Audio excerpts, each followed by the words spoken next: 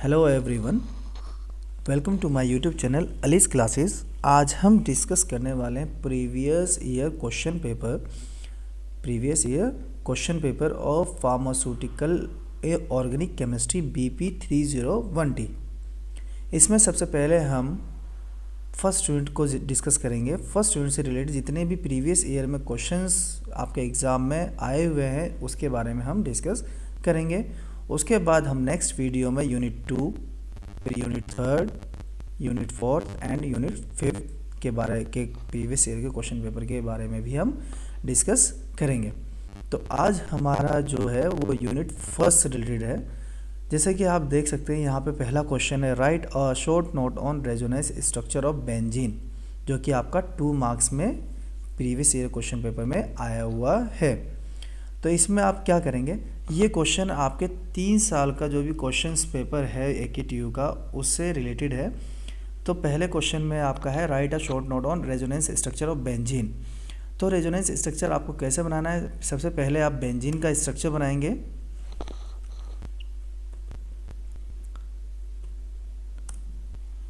सबसे पहले आपको बेंजीन का स्ट्रक्चर बताना है।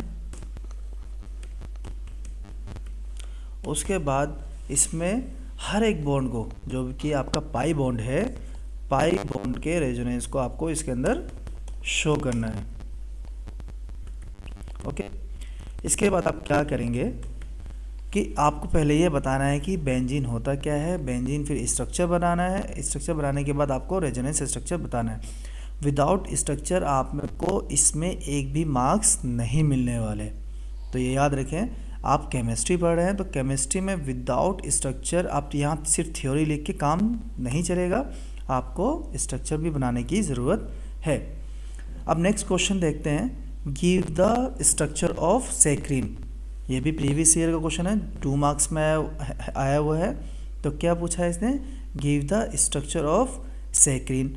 तो इसमें आपको सिर्फ स्ट्रक्चर नहीं बताना है, यहाँ से इस 2 मार्क्स में क्या सिर्फ आप स्ट्रक्चर बता के नहीं छोड़ सकते, यहाँ आपको 0 मार्क्स मिल जाएगा। तो उसके लिए आपको क्या करना है, यहाँ सबसे पहले आपको स्ट्रक्चर मेंशन करना है। क्या मेंशन करेंगे, स्ट्रक्चर।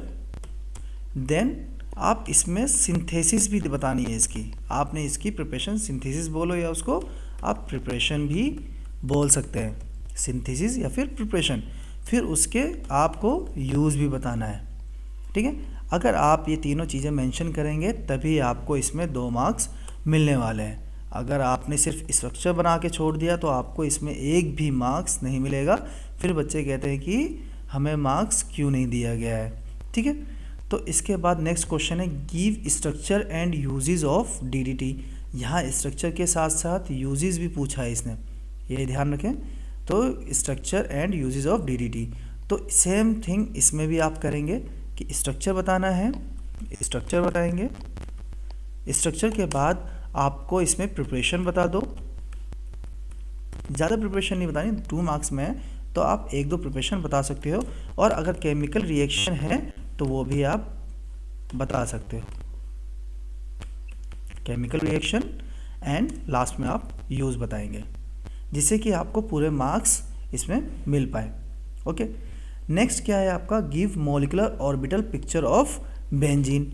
तो इसमें भी आपको सेम बताना है कि आपको सबसे पहले बेंजीन के बारे में बताना है कि बेंजीन है क्या चीज़, बेंजीन का स्ट्रक्चर, मॉलिक्यूलर फॉर्मूला, ये सारी चीज़ें आप बताएंगे। बताने के बाद इसमें जो भी आपका ऑर्बिटल पिक्चर आता है, ऑर्बिटल थ्योरी है आपकी बेंजीन की, एक ऑर्बिटल पिक्चर का मतलब ये सिर्फ पिक्चर बना देंगे। ऑर्बिटल थ्योरी जो है आपको थ्योरी के साथ साथ उसमें एक पिक्चर है वो भी आपको बतानी है। ये आप अगर सिंपली आपको पढ़ना है तो आप बहल बुक से भी आप इसको रेफ़र कर सकते हैं, ठीक है। ऑर्बिटल थ्योरी आपको बतानी है विद डायग्राम, तो आपको यहाँ पे फुल मार्क्स मिल सकते हैं। अब नेक्स्ट बात करते हैं हम डिफाइन एरोमेटिसिटी। तो डिफाइन एरोमेटिसिटी, आप एरोमेटिसिटी को किसके थ्रू, किस रूल के थ्रू डिफाइन करेंगे, तो इसको आपको बताना है हक्कल्स रूल के थ्रू।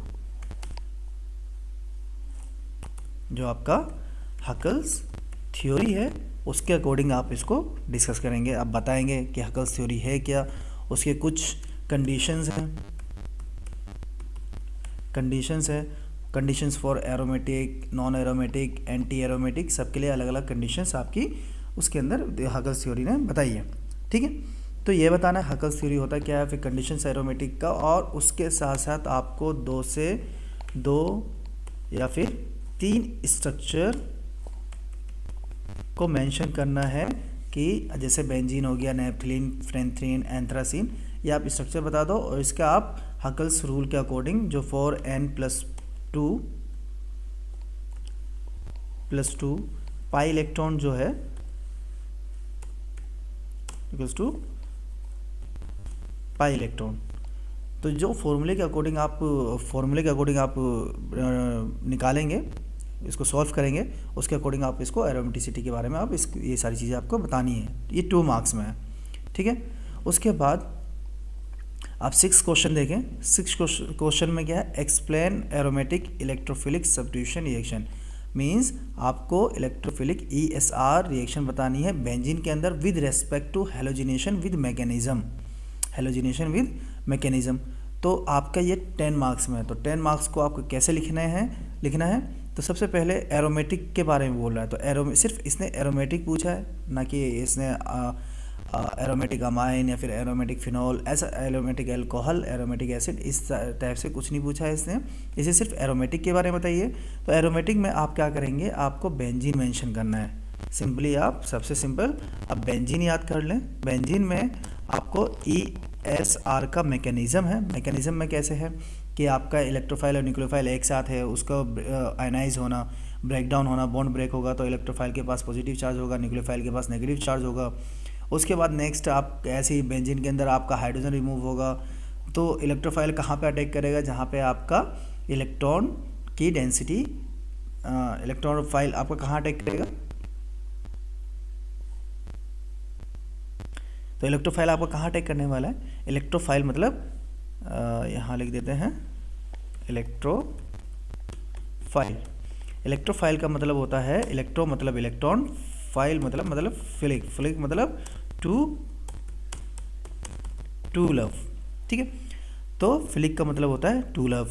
अब जो भी इलेक्ट्रोफाइल उसे बोलते हैं जो इलेक्ट्रॉन को लव करने वाला। तो जहाँ भी इलेक्ट्रॉन की डेंसिटी ज़्यादा होगी वहाँ पे आपका इलेक्ट्रोफाइल अटैक करेगा। ठीक है, ऐसे आपका इलेक्ट्रोफाइल अटैक करेगा और ऐसे ही आपकी रिएक्शन कंडक्ट होने वाली है यहाँ पे। तो इस टाइप से आप पहले इलेक्ट्रोफिलिक सब्स्टिट्यूशन रिएक्शन के बारे में बताएंगे कि इलेक्ट्रोफाइल आपका कैसे अटैक करेगा। अब यहाँ पे इलेक्ट्रोफिलिक की जगह पे जो इलेक्ट्रोफाइल है, इलेक्ट्रोफाइल की जगह पे आप दूसरे रिएक्शन में आप हेलोजिनेशन को मेंशन कर देंगे। जैसे आपने इलेक्ट्रोफिलिक सब्स्टिट्यूशन रिएक्शन बताया है, वैसे ही आपको हेलोजिनेशन रिएक्शन के बारे में नेक्स्ट स्टेप में आपको बता देना है। तो इस टाइप से आपका 10 मार्क्स का क्वेश्चन बन जाता है। फिर नेक्स्ट है आपका गिव एनालिटिकल, 7th क्वेश्चन है give analytical synthetic and other evidence in derivation of structure of benzene. तो ये है 7 मार्क्स में। 7 मार्क्स में आपको क्या करना है, सबसे पहले आपको एनालिटिकल बताना है। एनालिटिकल में आप कैसे बताएंगे कि उसका मॉलिक्यूलर फार्मूला क्या है, मॉलिक्यूलर फार्मूला आपने कैसे पता चला कि हमारा मॉलिक्यूलर फार्मूला यही होगा C6H6, या फिर स्ट्रक्चर आपका साइक्लिक होगा, उसमें पाई बॉन्ड्स हैं, उसमें ट्रिपल बॉन्ड ना होकर डबल बॉन्ड ही है बेंजीन के अंदर। तो ये सारी चीज़ें आपको इसके अंदर बतानी है, ज़्यादा नहीं, 3-4 लाइन या 5 लाइन में आप एक पैराग्राफ में इसको बता सकते हैं। उसके बाद आपको सिंथेटिक के बारे में बताना है कि आप सिंथेसाइज कैसे कर सकते हैं, जैसे पेट्रोलियम से है और भी चीज़ें हैं, इन सबसे सिंथेसिस करने का तरीका कैसा है, बेंजीन आप कैसे प्रिपेयर करते हैं। उसके बाद उसके केमिकल सिंथेसिस के बारे में बताएंगे, उसके कैलकुलेट स्ट्रक्चर्स हैं, और ये सब चीज़ें आप इसके अंदर आपको मेंशन करना पड़ेगा, राइट। उसके बाद हम बात करते हैं कुछ derivation of structure of benzene, कि आप जैसे नेपथलीन है, फ्रेंथ्रीन है, ये आपका डेरिवेशन है स्ट्रक्चर बेंजीन का, एक टाइप से ये डेरिवेशन ही है। ठीक है, तो इस चीज़ को आपको इसके अंदर मेंशन करना पड़ेगा। नेक्स्ट है आपका एक्सप्लेन। नेक्स्ट क्वेश्चन है 8th question, explain affect of substituent on reactivity and orientation of mono substituted benzene compounds towards electrophilic substitution reaction. तो इसमें आप क्या क्या करेंगे, explain affect of substituent means जो सब्स्टिट्यूएंट है, सब्स्टिट्यूएंट क्या होता है, जो आपके ग्रुप्स हैं जो अटैक करने वाले हैं आपके बेंजीन के ऊपर, उसकी वजह से आपके इलेक्ट्रोफाइल पे आपके जो भी कंपाउंड अटैक करने वाला है दूसरे टाइम्स में, उस पर क्या अफेक्ट होने वाला है। तो उसके लिए आपका इलेक्ट्रॉन विथड्रॉइंग ग्रुप्स है, इलेक्ट्रॉन डोनेटिंग ग्रुप्स है। आपको इसकी ये सबसे पहले तो इसके अंदर आपको रेजोनेंस के बारे में थोड़ा सा बता देना है 2 लाइन में। Resonance, inductive effect. उसके बाद जब आप रेजोनेंस इंडक्टिव इफेक्ट के बारे में बता देंगे, उसके बाद आप ओरिएंटेशन के बारे में बताएंगे, ओरिएंटेशन, फिर इलेक्ट्रॉन विथड्रॉइंग ग्रुप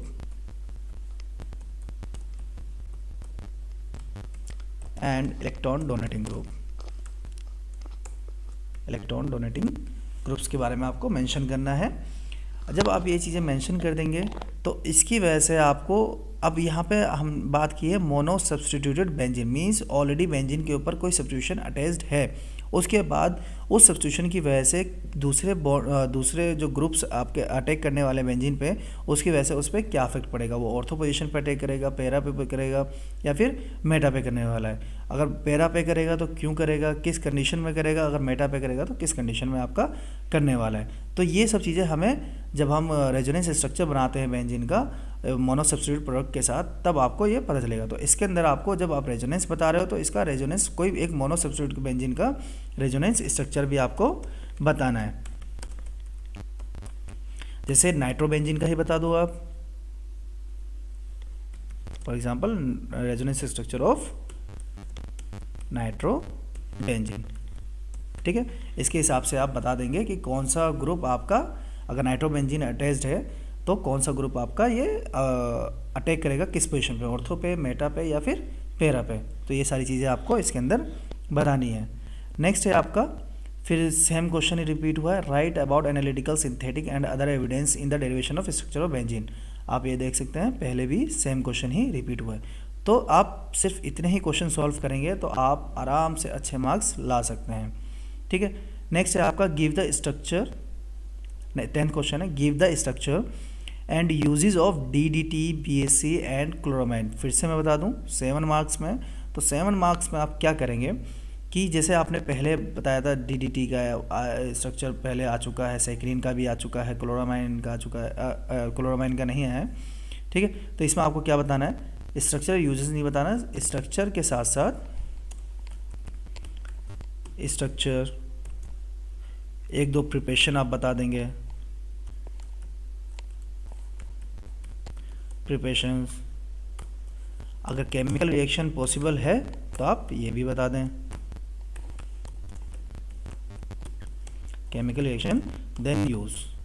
तो यहाँ पे आपके एक भी मार्क्स कटने वाले नहीं हैं अगर आपने ये सारी चीज़ें मेंशन की। क्या क्या, प्रिपरेशन, केमिकल रिएक्शन, स्ट्रक्चर, ये सारी चीज़ें उससे जितना पूछा उससे हमें ज़्यादा बताना है।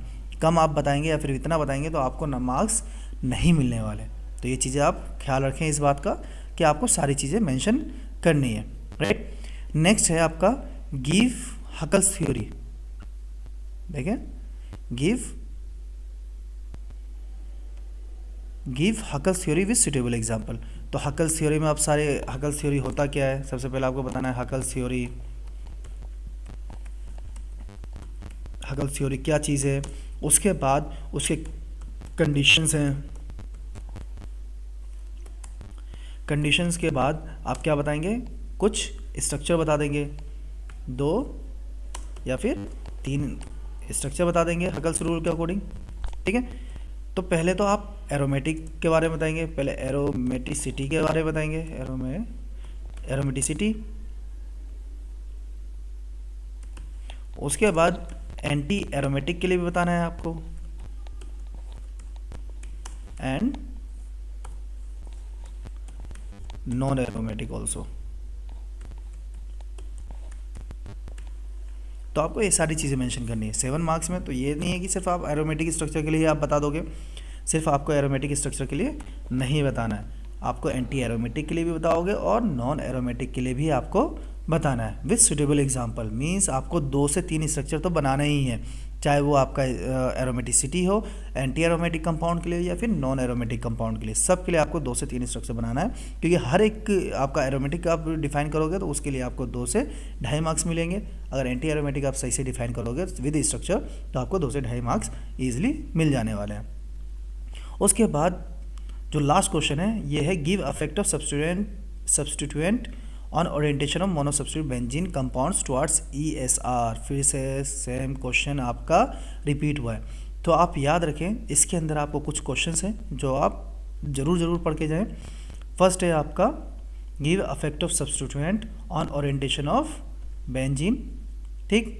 उसके बाद नेक्स्ट है आपका गिव हकल्स थ्योरी, ये तो आपको पढ़ना ही पढ़ना है, ठीक है। नेक्स्ट है आपका right about analytical synthetic and other evidence of derivation of the structure of benzene. तो ये तो सबसे मोस्ट इंपॉर्टेंट क्वेश्चंस हैं। इसके बाद आपका एक एरोमेटिसिटी, आप अगर आपने हकल्स थ्योरी पढ़ ली तो एरोमेटिसिटी पढ़ने की ज़रूरत नहीं है, ठीक है। उसके बाद आपका आता है एक ये DDT, BSC एंड क्लोरामाइन, इसका स्ट्रक्चर। तो आपकी पूरी यूनिट यहीं पे कंप्लीट हो जाती है। तो ये 3-4 क्वेश्चन आप ज़रा सही से कर लें तो आपकी पूरी यूनिट आराम से बहुत ईजीली आप कंप्लीट कर सकते हैं। और अच्छे से याद करना है आपको, यहाँ पे ज़्यादा रट्टा नहीं मारना है, सही से याद करना है, हर एक चीज़ का मतलब समझ के पढ़ना है। अगर आपको ये वीडियो अच्छी लगी हो तो आप हमारे YouTube चैनल अलीस क्लासेस को सब्सक्राइब कर सकते हैं, शेयर कर सकते हैं।